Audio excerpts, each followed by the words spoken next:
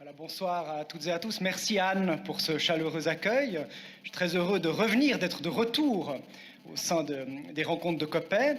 Je suis presque un vétéran des rencontres de Coppet, même si à 42 ans, je fais office de vétéran junior, si vous me permettez cet oxymore pour commencer, puisque j'avais eu le privilège, c'était en 2014, dans ce château, d'ouvrir le cycle créé à l'époque par mon amie Martina Pribe, qui était la fondatrice des rencontres de Coppet. C'était le début d'une belle aventure. Et depuis, je suis revenu avec différentes casquettes dans ce lieu.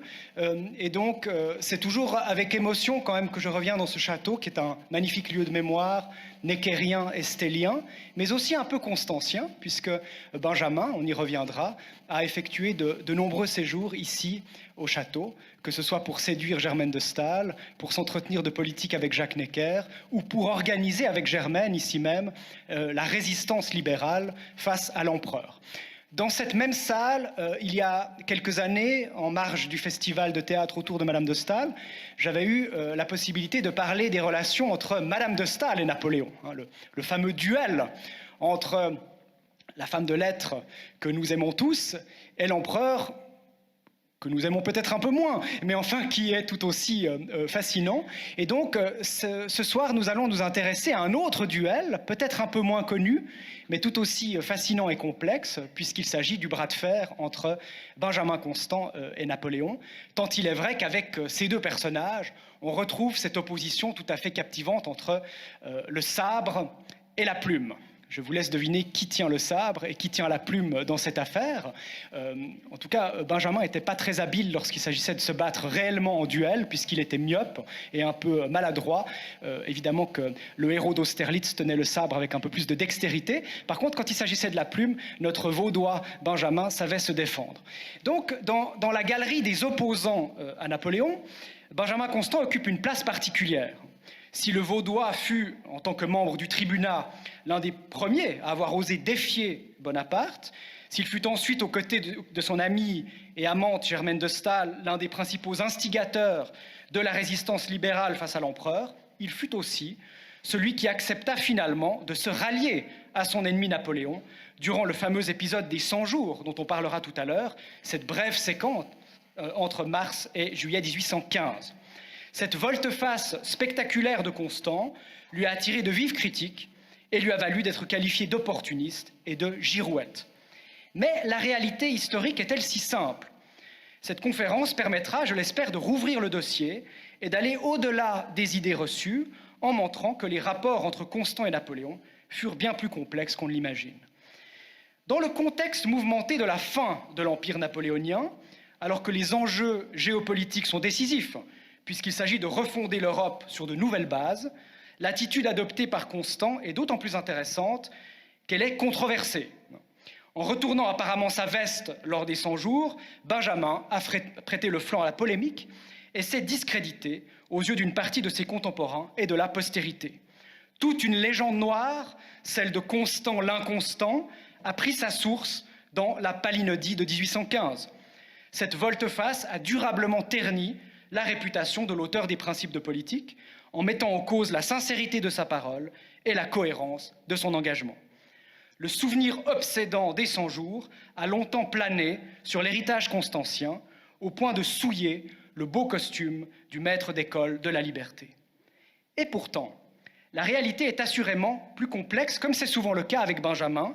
En effet, Constant se prête mal aux efforts de simplification réductrice et se dérobe aux tentatives de catégorisation hâtive. 2 siècles après la chute du Premier Empire, le dossier mérite donc d'être rouvert et revisité à nouveau frais, en se gardant d'émettre des jugements de valeur intempestifs et en conservant à l'esprit l'idée que la girouette n'est pas forcément celle qu'on croit. Rappelez-vous du bon mot d'Edgar Faure, ce n'est pas la girouette qui tourne, c'est le vent. Il s'y connaissait. Alors, je n'ai pas le temps ici de vous faire un récit des 2 jeunesses parallèles de ces 2 contemporains que sont Benjamin et Bonaparte. On pourrait le faire, évidemment, mais nous n'en avons pas le temps. Ce qui serait intéressant, c'est si je pouvais le faire, c'est de montrer à quel point l'un et l'autre sont des outsiders, d'une certaine manière. L'un et l'autre sont partis à la conquête de Paris, avec des qualités qui leur sont propres, avec des atouts qui leur sont propres. Mais entre Benjamin, ce vaudois protestant qui a fait ses classes à Erlangen, à Édimbourg, qui a vécu à Bruxelles, bref, qui n'est pas du tout un produit des élites parisiennes, et cet officier corse qui a toujours eu honte de son accent, qui a toujours eu honte de ses origines, qui ne se sentait pas vraiment accepté dans les salons parisiens lorsqu'il les fréquenta pour la première fois, on a deux outsiders qui vont, tels des Rastignac, partir à l'assaut de la capitale, et le choc frontal entre ces deux hommes était d'une certaine manière inévitable. Voilà ce que j'aurais pu vous raconter si j'en avais eu le temps, mais vous en avez au moins une sorte de petit résumé. On pourra y revenir dans la discussion. Mais revenons à ce fameux retournement de veste. Si le revirement de Constant en faveur de Napoléon au moment des 100 jours frappe tant les esprits et fait couler autant d'encre, c'est parce que le Lausannois a fait figure jusqu'alors d'opposant déclaré au régime de l'empereur.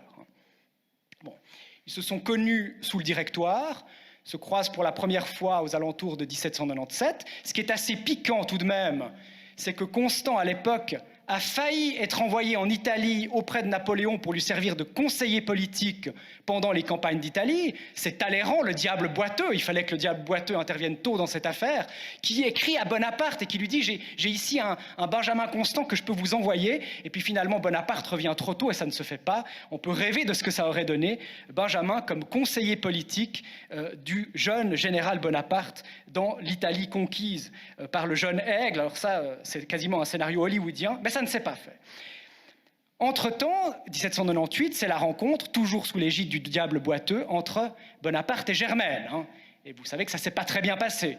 Il y a la fameuse discussion à table, Germaine de Staël qui s'adresse au futur empereur, qui lui dit « Quelle serait pour vous, monsieur, la première des femmes ?» Et il lui répond « Celle, madame, qui fait le plus d'enfants. » Évidemment que quand vous vous adressez à la plus grande femme de lettres de l'Europe du tournant des Lumières, c'est un tout petit peu maladroit, mais donc ça augurait mal des relations entre l'impératrice de la pensée et l'empereur.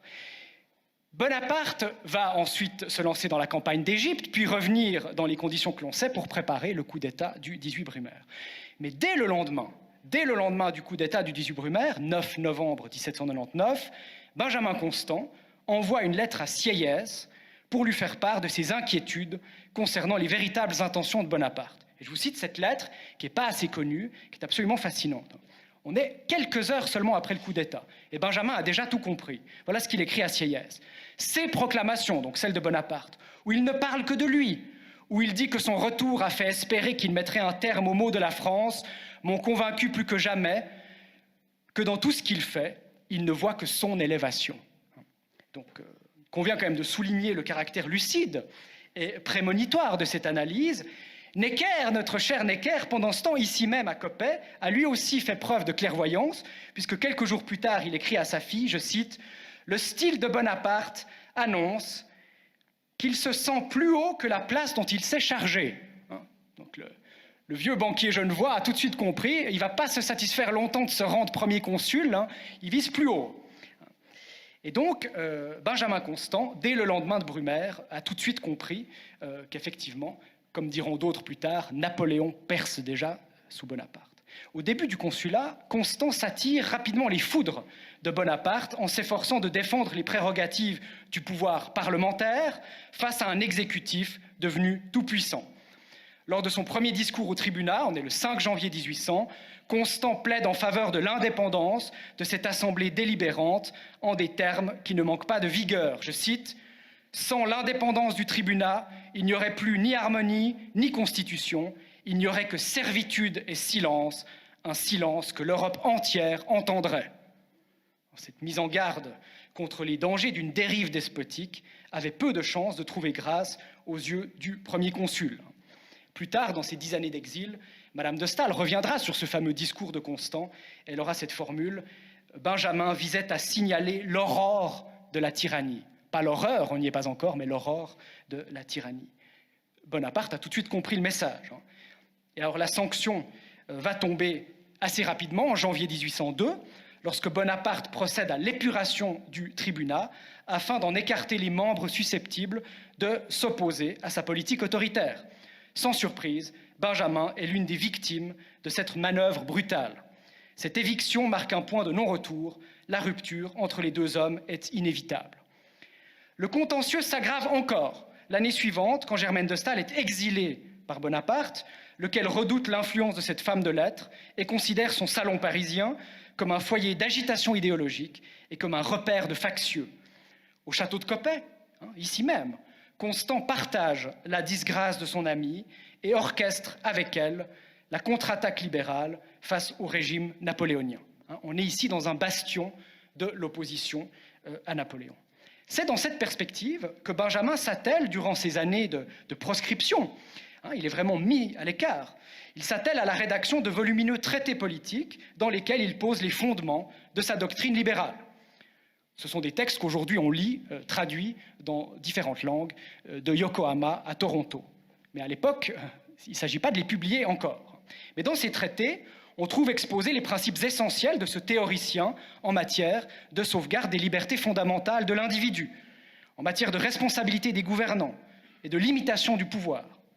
Fondé sur la recherche permanente d'une synthèse entre l'ordre et la liberté, c'est l'obsession de Constant et de Staël, trouver cet équilibre entre l'ordre et la liberté, ces écrits expriment la volonté de concilier les impératifs d'une autorité stable et la garantie des droits individuels.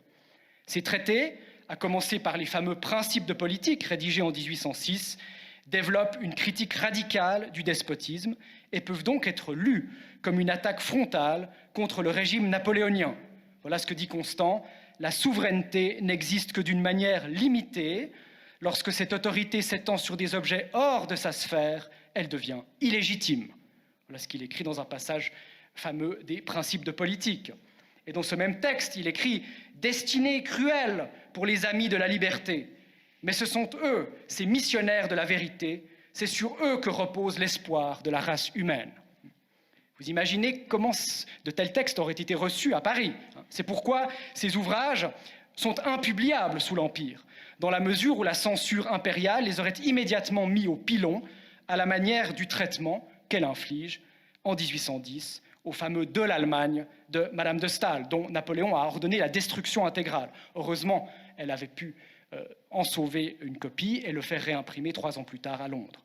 Dans un tel climat, Constant ne peut envisager de faire paraître ses traités politiques et ne parvient donc pas à diffuser aussi largement qu'il le souhaiterait les réflexions anti-bonapartistes qui ont inspiré plusieurs chapitres de ses ouvrages. Toutefois, le vent finit par tourner. Constant a le pouvoir de la patience, il sait attendre son heure. La débâcle de Russie en 1812, puis la défaite de Leipzig en 1813 marquent le début de la fin et laisse entrevoir un effondrement prochain de l'Empire. Dans ce contexte de crépuscule impérial, Benjamin peut enfin exprimer par la voix de l'imprimé tout le mal qu'il pense de Napoléon. Et voilà à cet égard ce que dit Barante, son ami Barante, qui est souvent venu ici à Coppet, à propos de Benjamin, sa haine pour Napoléon, si longtemps comprimée, éclatait avec toute la verve de la vengeance. Il a gardé ça pour lui et il va se lâcher. Puisant dans les manuscrits qu'il avait dû laisser inédits, Constant rédige de l'esprit de conquête et de l'usurpation un réquisitoire cinglant contre le principe même de la dynamique napoléonienne, la guerre de conquête. Publié en janvier 1814 à Hanovre, ça va faire l'effet d'une bombe, cet ouvrage dénonce la dictature militaire de l'empereur et présente la politique guerrière comme un moyen devenu anachronique dans un monde moderne, désormais régi par les lois du commerce. Je cite Constant, « Nous sommes arrivés à l'époque du commerce, époque qui doit nécessairement remplacer celle de la guerre.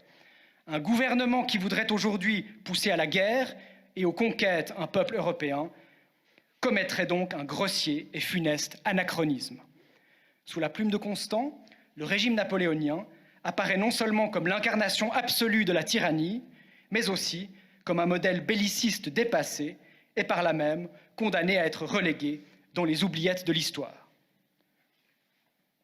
Le 15 avril 1814, quelques jours seulement après l'abdication de Napoléon, Constant revient à Paris et se signale aussitôt par une intense activité de publiciste. Dans cette France de la première Restauration, il multiplie les brochures en faveur de la charte constitutionnelle octroyée par Louis XVIII. Le fameux compromis entre le trône et la nation, entre l'ancienne France des Bourbons et la nouvelle France issue de la Révolution française. Et Constant défend cette charte avec acharnement, dans l'espoir de faire pencher la balance dans le sens du parlementarisme, en insistant sur le caractère contractuel du nouveau régime en place. Constant n'a de cesse de rappeler que la monarchie bourbonienne restaurée n'est légitime que dans la mesure où elle se soumet à ce pacte fondamental qui lie désormais le trône à la nation. Cependant, en cette année 1814, Benjamin n'écrit pas que des brochures, mais aussi de vibrantes lettres d'amour. Parce qu'avec Benjamin, vous savez que les histoires sentimentales viennent toujours un peu court-circuiter les efforts politiques. Benjamin a eu en effet l'imprudente idée de s'éprendre de Madame Récamier. Il n'est pas le seul, vous me direz, durant cette période, la belle des belles, la plus belle femme de l'Empire, à laquelle il voue une passion dévorante qui n'est pas réciproque. Il lui écrit des lettres et des lettres, ça ne va que dans un sens. Voilà ce qu'il lui écrit, par exemple, en ce 2 septembre 1814. « Je ne pense qu'à vous, mais je puis peut-être encore me combattre. Je n'ai vu que vous depuis ces 2 jours. Tout votre charme est entré dans mon cœur. Il est de fait que j'ai peine à respirer en vous écrivant. Prenez-y garde. Vous pourrez me rendre trop malheureux pour n'être pas malheureuse. Je n'ai jamais qu'une pensée, vous l'avez voulu. Cette pensée, c'est vous. Politique, société, tout a disparu. Je vous parais fou peut-être, mais je vois votre regard, je me répète vos paroles. Je vois cet air qui réunit tant de grâce à tant de finesse. J'ai raison d'être fou, je serais fou de ne pas l'être. » C'est quand même mieux que nos SMS. Enfin, je n'ai pas lu les vôtres. Mais... Alors c'est ça qui est merveilleux avec Benjamin, c'est que l'Europe entière est en train de basculer, il est l'un des premiers théoriciens politiques de son temps, et il passe ses nuits à écrire des lettres à Juliette Récamier en vain. On ne le corrigera jamais. Momentanément éclipsé par les sentiments amoureux, on l'a vu, la politique ne tarde toutefois pas à le rattraper, car le vent de l'histoire tourne à nouveau. C'est ce qui est formidable durant cette période, ça bouge sans arrêt. Le 1er mars 1815, Napoléon, qui s'est échappé de l'île d'Elbe, débarque à Golfe-Juan. Le vol de l'Aigle a commencé, 19 jours plus tard, le revenant entrera dans Paris en vainqueur. Dans l'intervalle, la capitale retient son souffle. Rien dans l'histoire n'a ressemblé à ce quart d'heure, écrira Victor Hugo. Je plaisantais bien sûr tout à l'heure en disant qu'on aimait moins Napoléon. Le côté épique de son destin est extraordinaire. D'ailleurs, il y a des amis napoléoniens dans la salle. Donc, même si je suis avant tout constantien, stélien et neckérien, j'ai évidemment aussi une fascination pour le mythe napoléonien. La preuve, c'est que je donne un séminaire sur cette question même en ce moment à l'Université de Lausanne. Donc, réconcilions tout de suite les Copétiens et les Napoléoniens qui se côtoient ici devant moi ce soir. Rien dans l'histoire n'a ressemblé à ce quart d'heure, écrit Victor Hugo. Tandis que Napoléon remonte vers Paris, Constant se range fermement du côté de Louis XVIII. Non pas par royalisme, mais par conviction que les circonstances dramatiques du moment peuvent contraindre la monarchie menacée à tenter de se sauver. Comment ? En scellant enfin une véritable alliance entre la couronne et les libéraux, afin de rallier la France des notables à la cause du roi. Tel est donc le pari que fait Constant. N'oublions jamais que Constant est un joueur. Ça l'a ruiné d'ailleurs. Dès l'adolescence, il perd tout son argent, déjà quand il est étudiant en Allemagne et à Édimbourg, parce qu'il joue au pharaon et à toutes sortes de jeux d'argent et qu'il se ruine. Constant est un joueur sur les tapis verts, c'est un joueur en amour et c'est un joueur en politique. Et donc là, cet incorrigible joueur qu'est Benjamin Constant, qui fréquente à la fois les tripots et les assemblées, les deux ne sont pas incompatibles, paraît-il, eh bien, Constant fait le pari, justement, de profiter du coup de théâtre que représente le retour de Napoléon pour forcer le régime des Bourbons à tourner définitivement le dos à l'ancien régime. Envisagé de la sorte, le vol de l'Aigle peut constituer une aubaine pour les partisans de la charte, à condition bien sûr que l'Aigle soit vaincu. Constant y croit encore, le 19 mars, lorsqu'il publie dans le journal des débats un article retentissant qui invite les Français à se regrouper autour de leur monarque et à tout faire pour repousser l'ancien empereur. Mobilisant toutes les ressources de l'invective, Benjamin transforme ce texte en une diatribe incendiaire contre Napoléon. Je cite « Du côté du roi est la liberté constitutionnelle, la sûreté, la paix. Du côté de Bonaparte, la servitude, l'anarchie et la guerre. Son glaive seul nous gouvernerait. Cet Attila plus terrible et plus odieux, parce que les ressources de la civilisation sont à son usage. Et Constant termine ce morceau de bravoure par une annonce tonitruante qui lui sera amèrement reprochée par la suite. Je cite « Je n'irai pas, misérable transfuge, me traîner d'un pouvoir à l'autre, couvrir l'infamie par le sophisme et balbutier des mots profanés pour racheter une vie honteuse. » Manque de chance pour le Lausannois, parce que souvent il perd quand il joue. Manque de chance pour le Lausannois. Dans la nuit qui suit la parution de l'article, c'est trop tard, il est déjà imprimé, Louis XVIII s'enfuit de la capitale et prend le chemin de l'exil. Il va aller à Gand. Et le 20 mars au soir, Napoléon arrive à Paris et s'installe dans un palais des Tuileries déserté par le roi. Ainsi, à peine l'article du Journal des débats est-il publié, qu'Attila a déjà repris le pouvoir. C'est peu dire que Constant, gravement compromis, se trouve alors dans une position hautement périlleuse, vous imaginez. Néanmoins, à son grand étonnement, il constate que Napoléon, loin de vouloir sa peau, est au contraire disposé à collaborer avec lui. Le revenant de l'île d'Elbe a pris la mesure de la situation et a bien compris qu'en son absence, la France avait connu des changements politiques significatifs qui rendaient impossible un retour complet à l'autoritarisme qui avait prévalu sous l'Empire.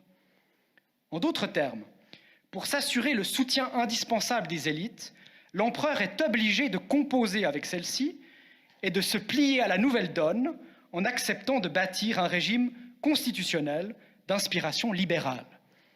Afin d'opérer cette synthèse improbable entre bonapartisme et libéralisme, Napoléon se résout à faire appel à son éternel opposant.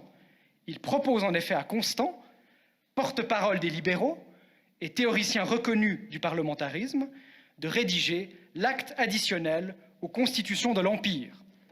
Nommé conseiller d'État, Benjamin accepte le mandat qu'on lui confie et produit en l'espace de quelques jours un texte constitutionnel qui renforce ouvertement le pouvoir législatif au détriment de l'exécutif et qui garantit l'indépendance de la magistrature, la liberté des cultes, la liberté de la presse et le droit de pétition. C'est pas mal quand même. On comprend que Chateaubriand est reconnu dans ce texte ce qu'il appelle une charte améliorée. Chateaubriand ne fait pas souvent des compliments à Benjamin, mais là, il dit quand même, chapeau. Imposée par les circonstances, évidemment, cette union insolite du bonapartisme et du libéralisme constantien était-elle viable? C'est la grande question qu'on se pose. On ne le saura jamais, bien sûr, puisqu'à peine 2 mois plus tard, la déroute de Waterloo, le 18 juin, et la seconde abdication de Napoléon qui s'ensuit vont empêcher la mise en application de ce programme politique qui était censé poser les bases d'un empire libéral. Deuxième rendez-vous manqué. On ne saura jamais ce qu'aurait donné la collaboration précoce entre le général Bonaparte et le jeune Benjamin en Italie. On ne saura pas non plus ce qu'aurait donné ce compromis entre le libéralisme constantien et le bonapartisme dans une sorte d'empire libéral rendu nécessaire par les 100 jours. Waterloo est passé par là. Évidemment, la volte-face spectaculaire de Constant durant les 100 jours ne pouvait que frapper d'étonnement la plupart des contemporains. Alors que le 19 mars, le Lausannois lançait bruyamment l'anathème contre le tyran sanguinaire échappé de l'île d'Elbe, le voilà métamorphosé, quelques semaines plus tard, en conseiller de Napoléon, chargé de rédiger la nouvelle constitution impériale. C'est un peu rapide comme transition quand même. Ce brusque revirement suscite de nombreuses réactions et lui attire de vives critiques de la part de ses ennemis, lesquels ne manquent pas l'occasion de fustiger la versatilité de Benjamin et d'ériger celui-ci en archétype du parjure cynique et opportuniste. Vous vous rappelez de la chanson de Dutronc, « Je retourne ma veste ». On se rappelle aussi de la citation de Serge Gainsbourg, « J'ai retourné ma veste quand je me suis rendu compte que la doublure était en vison ». C'est l'époque où il avait commencé à composer pour les yéyés. Dès le début de la Seconde Restauration, juillet 1815, Constant est assimilé à une figure politique qui fait fureur dans la littérature polémique de cette période, la girouette. Depuis la Révolution de 1789, alors que la France a vu se succéder des régimes de nature fort différente, à une cadence parfois effrénée, plusieurs personnages, comme Talleyrand, comme Fouché, sont parvenus malgré tout à se maintenir en place en prêtant des serments d'allégeance tantôt à la République, tantôt à l'Empire, tantôt à la monarchie. Ce phénomène de girouettisme a atteint son paroxysme lors des 100 jours, ce qui explique l'omniprésence de cette thématique dans les débats qui agitent le pays durant les mois qui suivent Waterloo. Du coup, en août 1815, paraît le Dictionnaire des girouettes. Si seulement on pouvait, dans la France d'aujourd'hui, publier un dictionnaire des girouettes. Oui. Surtout après l'élection de 2017, il y a eu quelques Fouché et quelques Talleyrand. D'ailleurs, certains journaux français à l'époque s'étaient amusés à comptabiliser les retournements de veste de certains soutiens de François Fillon ou de Manuel Valls ou comme ça. C'était assez amusant. Il y a toujours des clins d'œil de l'histoire. Comme on peut s'y attendre, Constant occupe une place de choix dans ce dictionnaire des girouettes, qui cherche à le ridiculiser en reproduisant l'article du journal des débats, dans lequel il a clamé, juste avant son ralliement à Napoléon, qu'il n'irait pas, misérable transfuge, se traîner d'un pouvoir à l'autre, vous vous souvenez. Dans la même veine éditoriale, le dictionnaire des protés modernes retranscrit à son tour la profession de foi constantienne du 19 mars, en reprochant à son auteur, je cite, « de détruire le lendemain ce qu'il a édifié la veille. On peut dire de lui qu'il est seulement constant dans son inconstance. » Alors ça, c'est parti pour 2 siècles de Constant l'inconstant. À l'Institut Benjamin Constant, on en a jusque-là de ces Constant l'inconstant, mais bon, voilà, il n'a peut-être pas toujours fait ce qu'il fallait pour éviter ce surnom. Le même angle d'attaque est adopté dans un autre ouvrage de 1815 intitulé « Conversion miraculeuse », qui invoque lui aussi l'article du journal des débats, puis la collaboration avec Napoléon, pour qualifier Constant de misérable transfuge, bien sûr, et le comparer à un caméléon politique. Ah voilà, une autre étiquette qui va lui coller au front. Et c'est précisément sous les traits d'un caméléon que le Lausannois est dépeint dans une caricature à succès de l'époque, qui comporte en guise de légende ce commentaire peu amène « Cet animal vilain est leur Benjamin ». La girouette, le caméléon, qui change de couleur à chaque saison politique, Benjamin l'inconstant.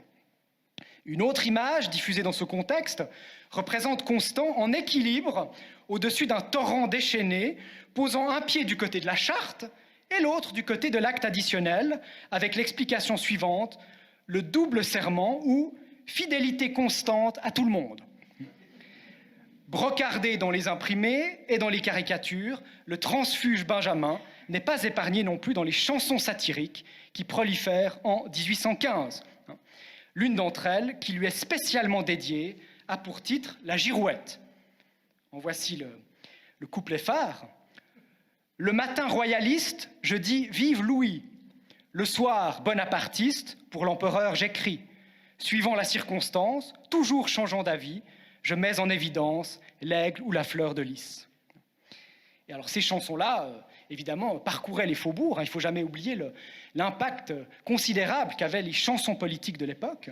Et une autre chanson en vogue à ce moment-là, intitulée « Voilà ce que c'est d'être constant », met plaisamment en musique la palinodie des 100 jours. Je cite « Le 19 mars, publiquement, voilà ce que c'est d'être constant. Sur Bonaparte avec outrance, je criais vengeance. Mais bientôt la France me vit Benjamin du tyran. Voilà ce que c'est d'être constant. » La légende noire est en marche, façonnée par les publicistes, les caricaturistes et les chansonniers. Dans le bouillonnement des controverses de 1815, l'image dégradante de la girouette collera dorénavant à la personne de Benjamin Constant et exercera une influence aussi durable que néfaste sur sa réputation, de son vivant, puis de manière posthume. Les détracteurs du tribun libéral ne se priveront pas de rappeler avec insistance sa malencontreuse pirouette des 100 jours. Toute l'historiographie anticonstantienne des 19e et 20e siècles utilisera cette arme, à commencer par les 2 critiques les plus sévères de l'auteur des Principes de politique, Sainte-Beuve et Henri Guillemin. Commençons par Sainte-Beuve. Dans un texte d'abord publié dans les colonnes du Constitutionnel, le 27 janvier 1862, avant d'être repris l'année suivante dans les Nouveaux Lundis, Sainte-Beuve, qui n'a jamais caché sa profonde aversion pour Benjamin et son œuvre, il déteste Constant, Sainte-Beuve se sert de l'épisode des 100 jours pour jeter le discrédit sur l'ensemble de la carrière de cet homme qu'il exècre. En se ralliant à Napoléon après l'avoir combattu, Constant a fait preuve, selon Sainte-Beuve, je cite, « d'une attitude méprisable qui équivaut à un échec moral irréparable. Rien ne pourra jamais effacer cette faute impardonnable qui a porté un coup mortel à sa considération. » La Sainte-Beuve se frotte les mains parce qu'il a l'épisode parfait pour démolir ce Benjamin Constant qu'il déteste. Et ça va lui faire du tort, cette haine de Sainte-Beuve à Constant, enfin à sa mémoire posthume, puisque depuis décembre 1830, il est enterré au Père-Lachaise. Un siècle plus tard, c'est au tour d'Henri Guillemin de descendre dans l'arène. Benjamin Constant constitue, à l'instar de Madame de Staël, l'une de ses cibles favorites. Vous savez que le fougueux critique qu'était Henri Guillemin avait des têtes de Turcs et qu'il vouait une haine quasi obsessionnelle aux membres du groupe de Coppet. Il détestait Necker, qu'il appelait le petit papa Necker, et il détestait Madame de Staël et Benjamin Constant. Dans ses ouvrages Benjamin Constant Muscadin, publié en 1958 chez Gallimard, et Madame de Staël, Benjamin Constant et Napoléon, sorti de presse l'année suivante, Henri Guillemin présente Constant comme un arriviste cupide et sans scrupules, prêt à toutes les compromissions. « Il s'est vendu à Napoléon, dit Guillemin. Il suffit de lui trouver un emploi bien rémunéré et il écrira ce qu'on voudra. » Donc cette idée qui vend sa plume comme un mercenaire. Il y avait des mercenaires dans la famille Constant, évidemment que dans ces familles des élites vaudoises qui allaient diriger des troupes en Hollande ou en France, on avait des mercenaires. Le père de Constant, Juste de Constant, dirigeait un régiment au service des Provinces-Unies. Et pour Guillemin, évidemment, l'analogie est vite trouvée de faire du fils Constant un mercenaire de la plume cette fois. Dans un article paru dans le Nouvel Observateur en octobre 1967, sous le titre « Benjamin l'imposteur », Henri Guillemin se concentre sur l'épisode des 100 jours et va jusqu'à comparer le Constant de 1815, je cite, à un chimpanzé sautant de branche en branche. Un chimpanzé. Bienvenue dans l'univers lexical d'Henri Guillemin. Donc tous les coups sont permis avec lui, puisqu'il traitait Madame de Staël de boulotte. Toujours avec élégance. Compte tenu de la notoriété de Guillemin, et de l'écho médiatique de ses interventions, parce qu'il passe à la radio, à la télévision, conférences grand public, il a une audience énorme. On imagine l'impact que de telles attaques ont pu avoir sur la réputation posthume de Constant. Toute une génération qui a écouté du Guillemin à longueur d'émissions de radio et de conférences et de causeries et d'émissions de télévision avait fini par se graver dans la tête l'idée que Staël et Constant valaient pas grand-chose. Et donc il a fallu longtemps ensuite pour rétablir la réputation du groupe de Coppet après que le bulldozer Guillemin soit passé. À première vue, la cause semble entendue. La volte-face des 100 jours est censée classer irrémédiablement Benjamin l'Inconstant dans la vile catégorie des girouettes politiques qui tournent à tout vent et qui se rallient sans état d'âme aux puissants du moment. Cependant, et là c'est un peu le tournant de la conférence, donc préparez-vous pour la suite. Cependant, en y regardant de plus près, en essayant de comprendre et non de juger, c'est-à-dire en se livrant à un travail d'historien et non à une mission d'inquisiteur ou de déboulonneur de statues, on s'aperçoit que l'interprétation traditionnelle du rôle de Constant en 1815 n'est pas convaincante, car elle se focalise sur les apparences au lieu de s'intéresser au fond de la question. En demeurant à la surface des choses, cette lecture manque l'essentiel et passe donc à côté de ce qui se joue réellement durant les 100 jours entre le théoricien libéral et l'empereur revenu de l'île d'Elbe. On va tordre le cou à la légende maintenant. Ici, dans cette cave, ce soir. Constant lui-même a pourtant donné la clé de l'énigme dès les années 1819-1820, en publiant dans la Minerve française, journal libéral important à l'époque, une série de lettres sur les 100 jours, qu'il a ensuite rassemblées dans 2 volumes ayant pour titre « Mémoire sur les 100 jours ». Dans cet exposé rétrospectif, il prend soin d'expliquer sa conduite avec une extrême précision. Bien entendu, cette version constantienne des faits obéit à une logique d'auto-justification et répond à un besoin de rétablir, autant que possible, une réputation écornée. Il convient dès lors de rester prudent face à cet ouvrage, puisque l'auteur cherche à légitimer son attitude et à recomposer a posteriori une image de lui-même qui puisse paraître à la fois cohérente et honorable. Néanmoins, les mémoires sur les 100 jours ne se limitent pas, loin s'en faut, à un simple plaidoyer pro-domo. Constant y développe en effet une analyse particulièrement rigoureuse et pénétrante de cette période charnière et propose à ses lecteurs une justification crédible et solidement étayée du rôle qu'il a joué dans ce contexte. Le Lausannois souligne tout d'abord que son engagement solennel du 19 mars 1815, je n'irai pas misérable transfuge, son engagement solennel en faveur de Louis XVIII, ne devait être tenu qu'à une seule condition. Il fallait évidemment que le monarque reste en place pour défendre son trône et son peuple contre Napoléon. Dès le moment où le souverain et sa cour ont abandonné le pays à son sort en prenant la fuite, Constant et ses amis libéraux ont pu considérer qu'ils étaient délivrés de toute obligation envers un régime démissionnaire dont la dérobade exposait le territoire français au risque d'une nouvelle invasion des puissances européennes coalisées. Je cite Constant, « Les constitutionnels, dont lui-même, n'ont pas déserté une cause, ils ont été désertés par une cause. Ceux qui avaient voulu entourer le roi constitutionnel virent que le sol français allait être envahi et que c'était le sol qu'il fallait préserver. On m'a reproché de ne pas m'être fait tuer auprès du trône que le 19 mars j'avais défendu. C'est que le 20 mars, j'ai levé les yeux, j'ai vu que le trône avait disparu et que la France restait encore. » D'ailleurs, Constant, ça c'est pas connu non plus, dès le 30 avril 1815, avait écrit à Napoléon, je cite, « C'est en vain que l'on m'appelle transfuge. S'efforcer de défendre un gouvernement qui s'abandonne sans résistance, le gouvernement de Louis XVIII, ce n'est pas promettre de s'expatrier avec lui. » Ce n'est donc pas Benjamin qui a trahi les royalistes. Ce sont les royalistes qui ont manqué à leurs propres paroles en fuyant lâchement le royaume qu'ils devaient protéger. Mais Constant s'emploie surtout à démontrer que son ralliement à Napoléon en avril 1815 ne fut pas la volte-face que l'on croit. Le fait d'accepter cette collaboration avec l'empereur ne l'a aucunement conduit à renier, par opportunisme, ses convictions profondes.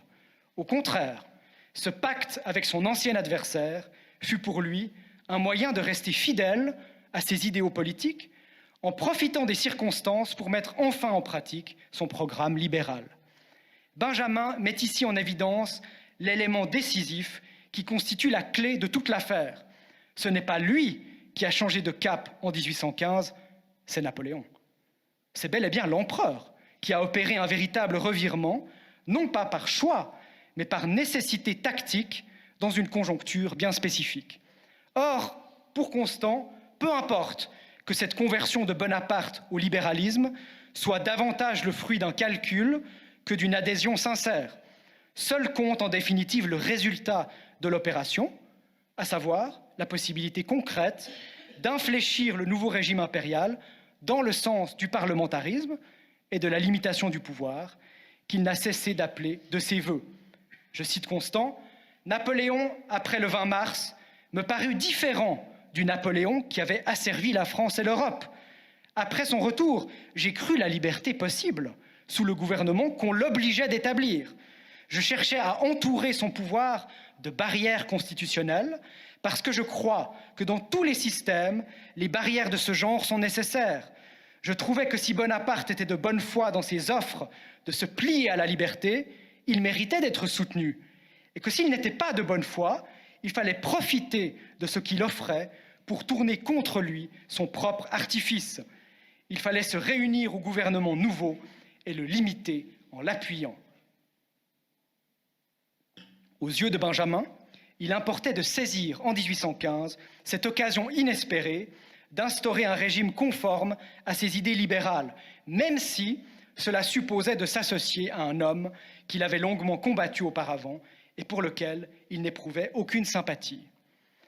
L'objectif prioritaire pour Constant consiste à favoriser, à tout prix et par tous les moyens, l'adoption et l'application d'une constitution respectueuse des libertés fondamentales, et ce, quelle que soit la nature du régime en place. Je cite Constant, « J'ai toujours cru que la liberté est possible sous toutes les formes, qu'elle est le but et que les formes sont les moyens. » Tout est dit, le fond prime sur la forme.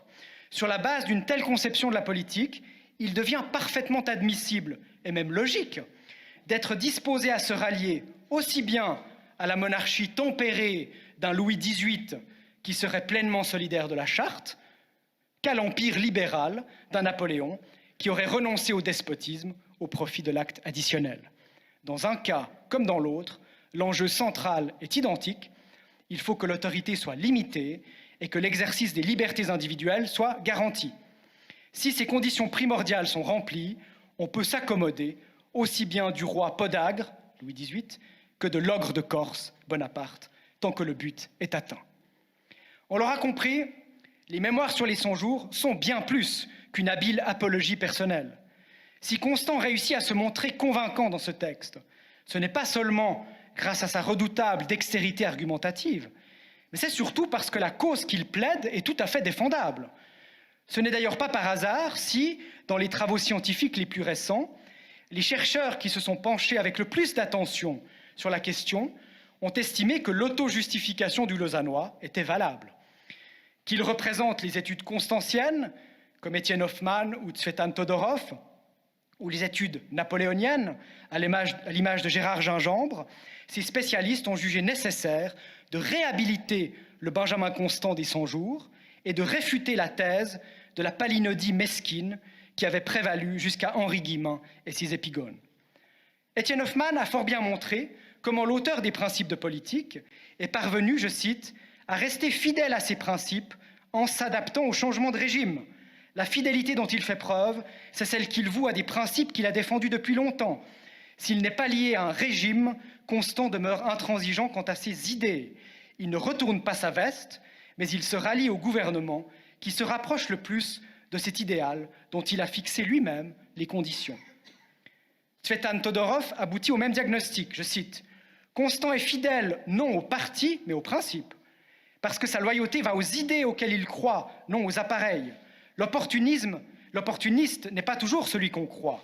Ce n'est pas Constant qui a changé pour rendre la collaboration des deux hommes possible, c'est Napoléon qui a changé. » Gérard Gingembre ne dit pas autre chose lorsqu'il affirme, je cite, « L'apparent revirement de Constant s'explique en grande partie par le revirement de Napoléon lui-même. Toute l'action de Constant durant les 100 jours est un marché en faveur de la liberté. » Et j'en viens à ma brève conclusion.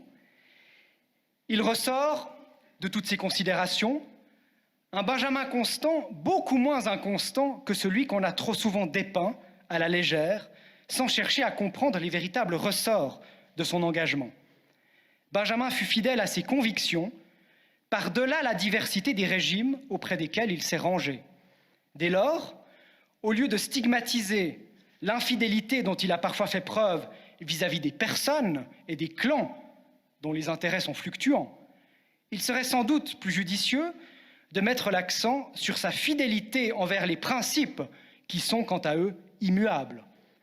Sur le théâtre d'ombre des 100 jours, au milieu des arlequins ambitieux qui viraient Casaque et tournaient à tout vent, la silhouette longiligne de Benjamin Constant a dessiné une figure singulière dont la versatilité apparente cache la fixité principielle. Cette figure politique, malheureusement trop rare, est celle d'une girouette immobile. Je vous remercie.